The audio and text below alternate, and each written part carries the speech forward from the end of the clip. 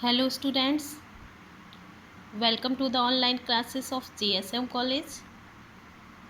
I am Kalpana Tiwari and today's my topic is the theatre of the absurd. It is a short topic, so let's start. The theatre of the absurd. The word absurd means nonsense, unreasonable, illogical and inappropriate.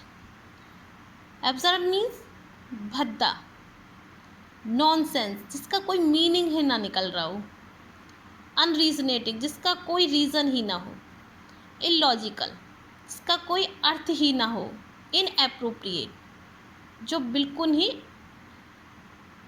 Clear ना हो. Absurd means nonsense जिसका कुछ भी मतलब ना निकले,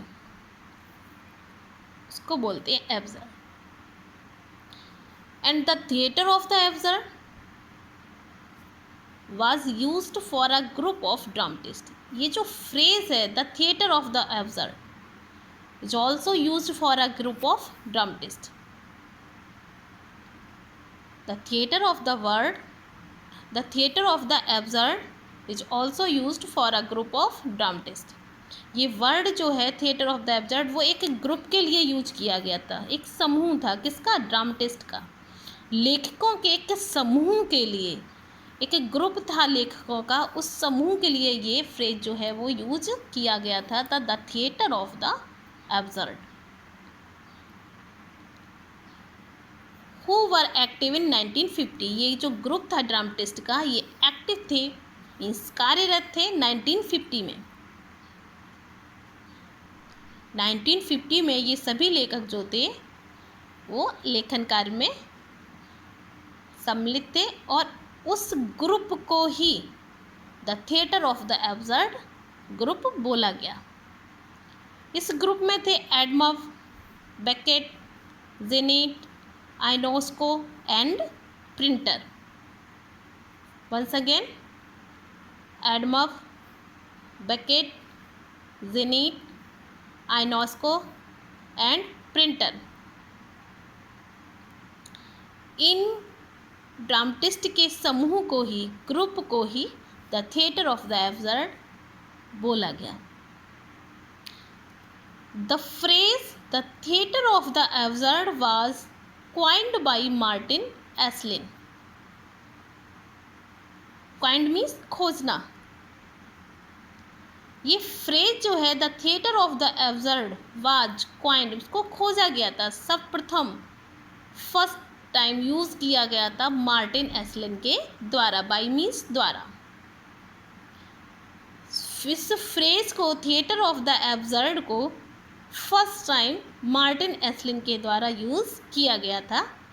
किसके लिए? For a group of dramatist के लिए. Martin Esslin wrote the book The Theatre of the Absurd. Martin Esslin ने एक बुक लिखी थी. मार्टिन एस्लिन ने एक बुक लिखी थी, उस बुक का नाम था the theatre of the absurd.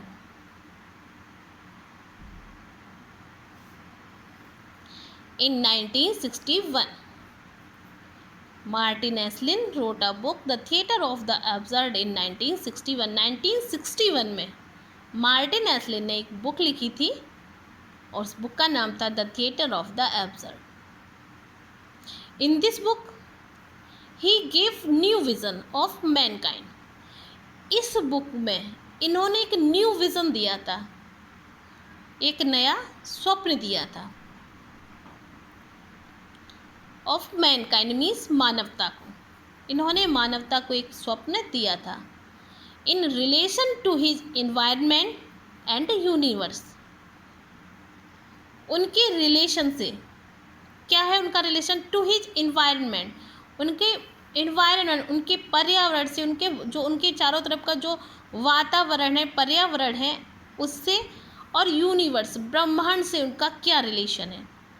उसको लेकर के उन्होंने मानवता को, मानव जाति को एक न्यू विज़न दिया था। इस बुक में उन्होंने उस रिलेशन के बारे में लिखा है, to his environment and the universe. इसके बारे में उन्होंने इस बुक में लिखा है।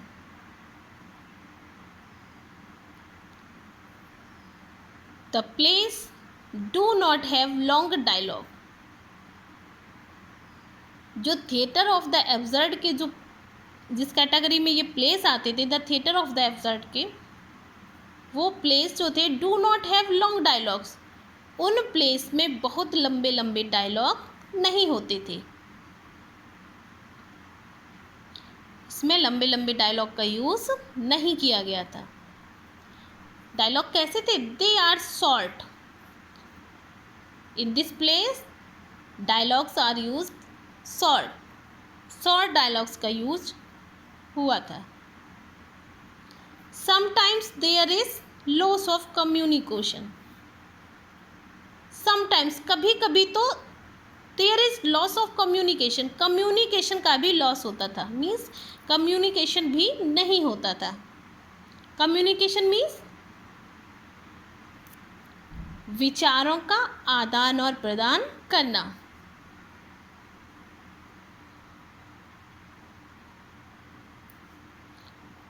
To communicate our ideas emotions to other persons means अपने विचारों को, अपनी भावनाओं को किसी दूसरे व्यक्ति तक पहुंचाना ही क्या होता है? कम्युनिकेशन। विचारों का आदान प्रदान करने की प्रक्रिया को ही कम्युनिकेशन कहते हैं। In these place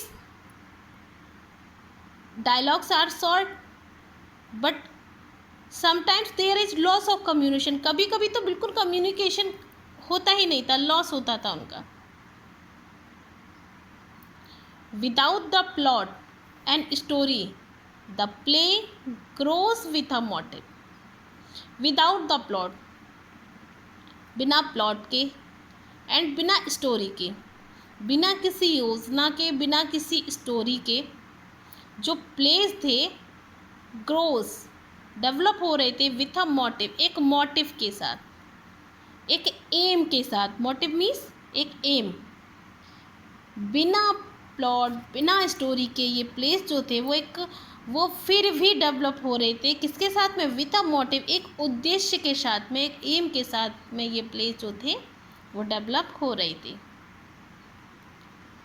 There are also a limited number of characters। In place में क्या था? लिमिटेड नंबर ऑफ कैरेक्टर्स थे। मीन्स कुछ ही, बहुत ज़्यादा कैरेक्टर्स नहीं होते थे, लिमिटेड कैरेक्टर्स का यूज़ किया गया था। There are also a limited number of characters. इनमें लिमिटेड नंबर ऑफ कैरेक्टर्स थे, मतलब पात्र जो थे वो लिमिट मात्रा में, एक सीमित मात्रा में पात्रों का चयन किया गया था।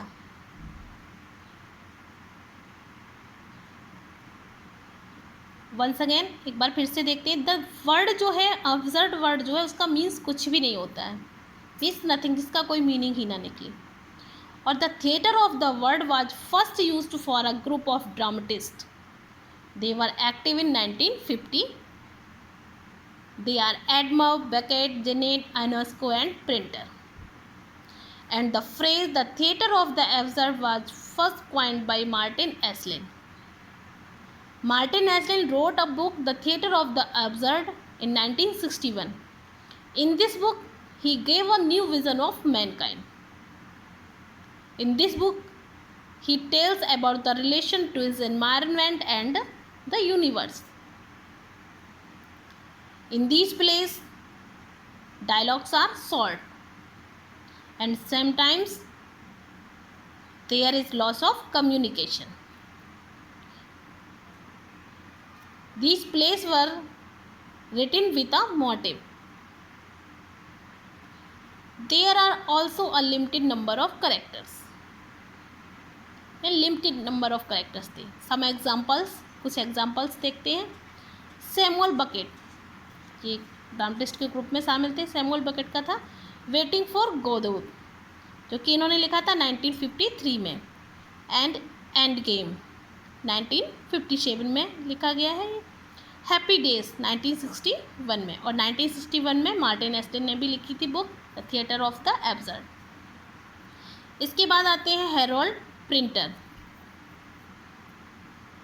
हैरोल्ड प्रिंटर ने लिखा है द रूम 1957 में, द बर्थडे पार्टी 1958 में एंड द केयर टेकर 1960 में। इसके बाद प्ले है इनका द होम कमिंग 1963 में। I hope you all will understand. Thank you.